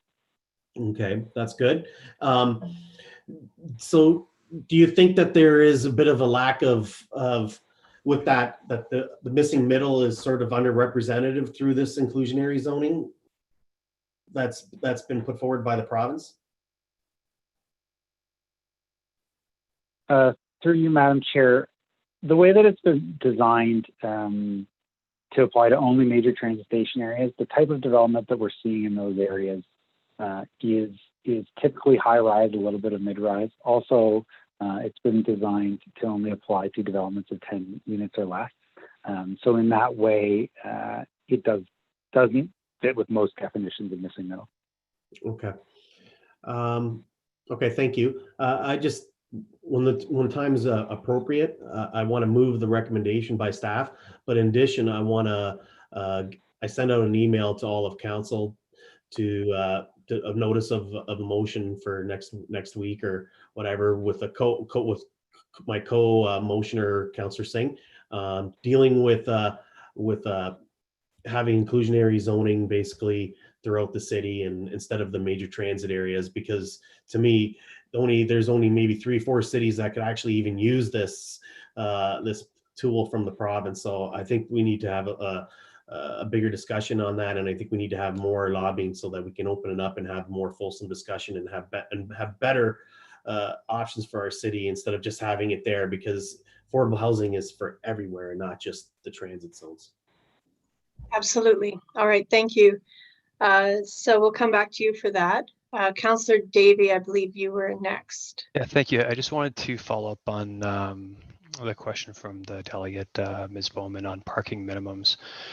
Could you clarify? I thought there were circumstances where we actually did have, zero required parking. Is that the case, and are we looking at that as part of the process to reduce the cost for affordable housing? Through you, Madam Chair, Crosby Stage 1 reduced significantly the required parking in major transit station areas outside of downtown. You may recall downtown was proposing no parking required at all. The downtown component of Crosby didn't move forward. So that's something that's happened in the past. I believe there was some more discussion about treatment of parking in the affordable housing strategy, though I'm not that familiar with the details. Okay, just as a heads up, that's something I'll be looking forward to when when this comes back. All right, thanks. Councillor Chapman. Yes, thank you. We talk about the importance of partnering with the region and the other cities, yet at the same time, we talk about the different needs at each of the transit stations if we're focusing on that right now. And I agree with what's already been said, that it would be nice to see this extended through the whole city. So I agree with that as something to look forward to in the future. But right now in the major transit stations, not everyone is going to be the same. And what's applicable in one is not applicable in another. So presumably what's applicable in Cambridge or Waterloo is not applicable here. So I'm not quite sure, maybe you can explain to me why we need to do this in partnership with the others. And I understand it's because, well, if we dig too deep, then we're going to be at a disadvantage, which I don't really buy that argument. But so maybe you can explain if there's another reason why maybe we couldn't just keep moving forward without being too concerned about what the other cities do. Yeah, through you, Madam Chair. So I think maybe an example, downtown and uptown have more in common than downtown and Sports World. So in that way, a regional analysis is valuable. So you could put similar policy parameters on downtown and uptown, and then again, maybe similar policy parameters on Preston and Sports World, because in terms of the market conditions, those are the most similar. So we're thinking that varying policy depending on the market conditions is probably the way to go rather than a blanket municipality-wide. We've seen a lot of value in working together with the other municipalities. To date on this work, it's been valuable. Some of our key stakeholders have suggested that we should take a coordinated approach, but I agree that the competitive disadvantage is also a key factor. Okay. How deep are you willing to dig with inclusionary zoning? I am a full supporter of inclusionary zoning. I am not in support of inclusionary zoning that's going to create rents that are 80% of market value, because I don't think that is the population that we should be focusing on. I think we have other tools to deal with that, but inclusionary zoning does allow us to dig deep and say, we need to approach this in order to assure that there's affordable housing for, I would even say, the 20th and 30th decile, not anything above that. Because if we look at the chart on page 238, that is where we have an affordable housing, the biggest affordable housing crisis. So how deep are you willing to dig in this whole policy? And I know what we've been given here, and I mean, Alex would say something similar to what I wanted to say, and that is, if we look throughout the report, we have terms like, is it marketable? Is it profitable? Is the project viable? Does it meet demand and supply? What are the market strengths and weaknesses? But all of those concepts ignore what we're trying to do here, and that is to provide affordable housing and to respond in part, and I realize it's not a one size fits all, but to the affordable housing crisis. And inclusionary zoning is one of the gifts we've been handed by the province, the municipality. Yeah. So Councillor Chapman, you've asked him a Let me just question. finish. I'm just about finished. So my question to you is, how deep are you willing to dig? And before I ask Mr. Donagany or Mr. Reedman to answer, I don't know that it's fair to ask staff that as much as it's how deep is our council willing to dig? And so I think we need to keep in mind that staff are just bringing forward their recommendation, and it's up to us to just determine, as you put it, how deep to dig. Mr. Chapman, Mr. Reedman. Through the chair, so inclusionary zoning is only one tool in the toolbox for affordable housing. Mr. Donagany had presented a scenario that did not include incentivization, but it did show that there was an ability for inclusionary zoning to work for sort of more of the middle income, which is also putting pressure on the more affordable units in our community. So we need to address a broad spectrum of affordability in order to make headway on the affordable housing challenges that we have right now. There are opportunities as we further progress down this to look at incentives, to look at more deep affordability. But there are pros and cons to any tool that we use in our toolbox. And so this is one check-in point in inclusionary housing that we're looking at. And so we are looking to work more with the region, but I don't know if it's fair to ask staff specifically how deep they'd be willing to go on this. This would be a council decision in the end. Right now we're presenting the findings on our preliminary work that's been done. Okay, my last question has to do with that zoning. So we, we have the 85-1 and now we've got the Crosby, which I know hasn't been fully implemented, but is upzoning itself not an incentive in ways that, would allow the developers to have those profit margins and actually afford or build housing for that 10th or 20th and 30th decile? Through you, Madam Chair, the consultant has recommended that we dovetail station area planning with inclusionary zoning, so we could bring potentially additional height and density at the same time as the requirement for affordable units. So we think that's a good idea and worth considering. Just want to note there's some markets where really high density permissions don't have value, and that won't be effective in some of those weaker submarkets. Okay, thank you. Okay, thank you. Next up is Councillor Singh. Yeah, thank you. And Tim, this is a good report. I think it's tough to be all things for all people, but this at least helps to pinpoint some consideration and focus on affordable housing and ensuring that, there's more that we can do at our planning perspective, because at the end of the day, the City of Kitchener is not a affordable housing provider. That's the region's responsibility, and they collect taxes and receive funding from the province, and that's where their mandate is. So my question to you, Tim, was, I'm totally in support of Councillor Ioannidis's notice of motion about, advocating for the province for this to be citywide.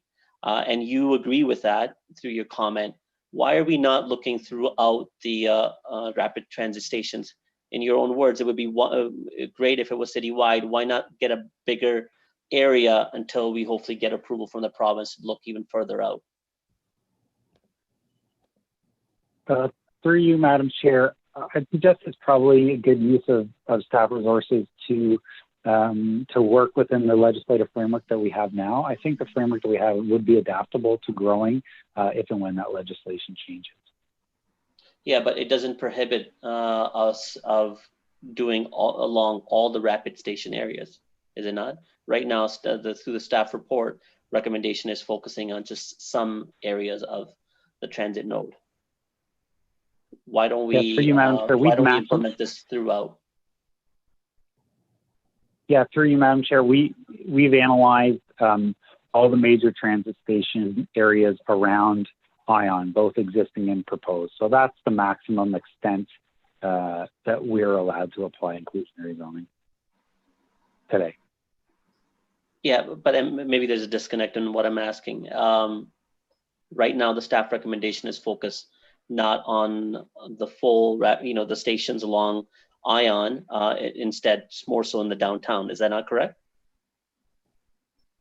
Yeah, through you, Madam Chair, we evaluated a subset of all the stations.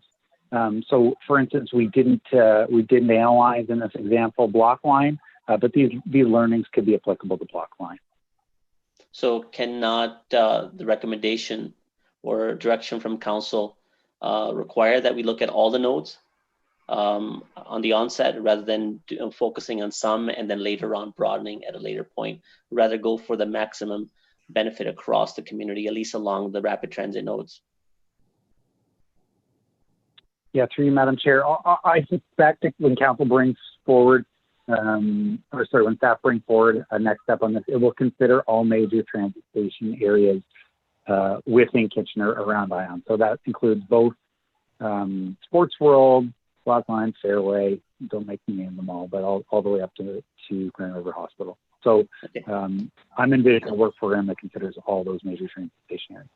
Okay, that's great. I'm glad to hear. I just didn't want us to start focusing too much so on just a few nodes. Rather, I think we need to have have as many opportunities for affordable housing units all along. My last question is, our work with, or the consultant doing work not just for the city of Kitchener, but for Waterloo and Cambridge as well.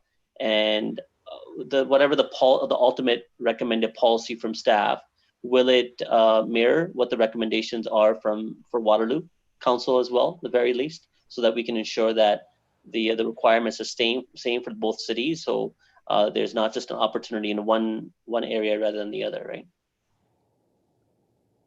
Through you, Madam Chair, our intent today is to work together best we can and align our policy as best we can. I don't anticipate things going off the rails given how productive the relationship has been to date. We've met together as chief administrative officers and city managers, so that staff level commitment to collaborate exists at the top, which is good news. But obviously, I can't. That's fair, Madam Chair. I'll just make the comment on that. Yeah, Madam Chair, I'll just make a comment on that. That I hope that when the ultimate report does come to council for ratification, and that's a little time ahead from now, that staff outline exactly how similar or how different the Waterloo framework of their recommendation is, so that at least council then can make a decision if you want to try to align more closely. More of a comment, obviously that's way further along, but I think it's important to bring that to staff's attention. Yep, absolutely. Thank you. Okay, Councillor Ioannidis, did you want to go last? For second round? Am I unmuted? Yep. No, I'm sure it doesn't matter to me. I don't have much to say for questions or anything. I just think that's all. Okay, so Councillor Chapman, round two. Yeah, I just want to, can I make a comment now, or are we still questions? Okay, yes, so it's been moved by Councillor Ioannidis. You can go ahead. We can click in for comments. Sure. Okay, my comment is just that, and I'm actually quoting Mike Layton, ward councillor in Toronto, Ward 11 city councillor in Toronto, and he says, we're not just relying on the market. We can't just rely on the market to tell what's affordable anymore. And I think this is a very astute observation, that we have to think beyond the market and the profit. We need to look at people's incomes and ability to pay. And remember always as we go through this exercise that housing is a human right and not just a commodity. So I'll just leave that out there. Okay, thank you very much. Mr. Mayor. Thank you, Councillor Marshall. Just very briefly, want to thank staff, Mr. Donegani, and all of the folks that he worked with, including the community that's taken the time to provide input into this. I think this is an important tool, as Mr.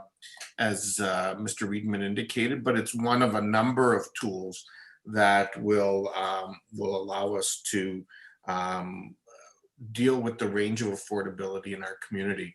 I think as the final report does come back, we're going to have to, I think collectively take a look at these issues and see, what is that depth that is the right depth on this particular issue, along with all of the other tools that we'll have available in our toolbox based on the good work that our affordable housing task force has done, as well as the various work that we're undergoing with the region and other community partners to move this forward. But I think it is important to remember is, there's a sweet spot here.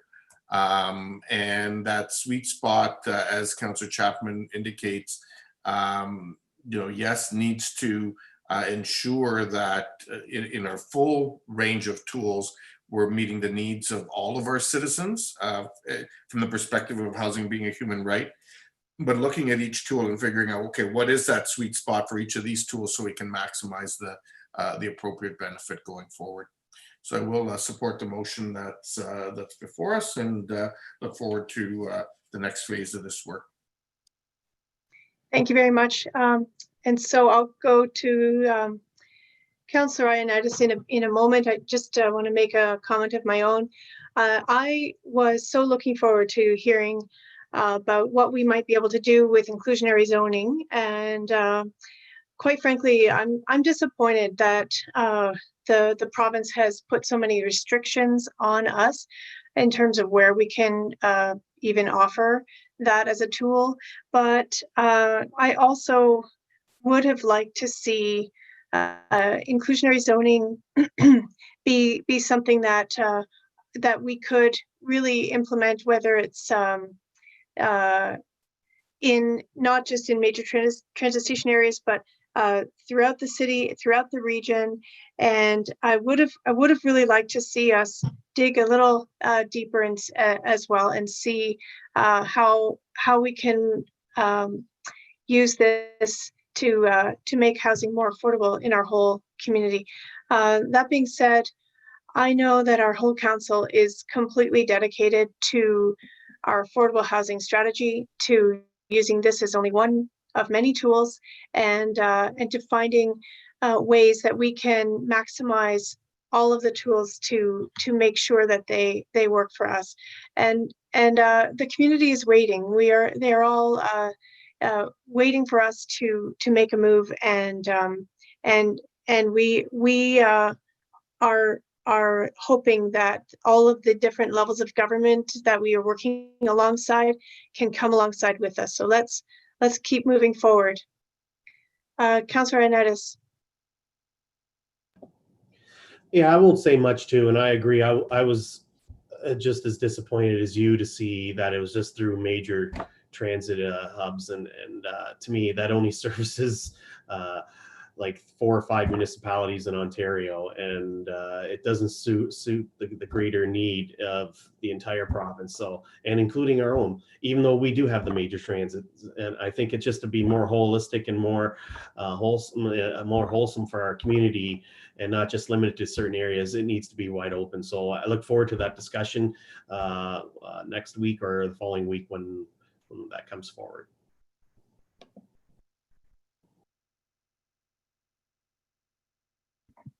With that, we will take a vote. So all in favor?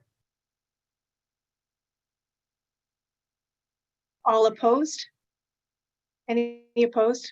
Councillor Gazzola, we can't see you. Can you tell us if you raised your hand in favor? In favor. Okay, so that carries unanimously. Thank you very much. And that concludes part 1 of our meeting. We will meet back here in a little less than half an hour for our 7 o'clock meeting time, where we have at least 4 delegates. So so grab a snack, and we'll see you soon. Thank you.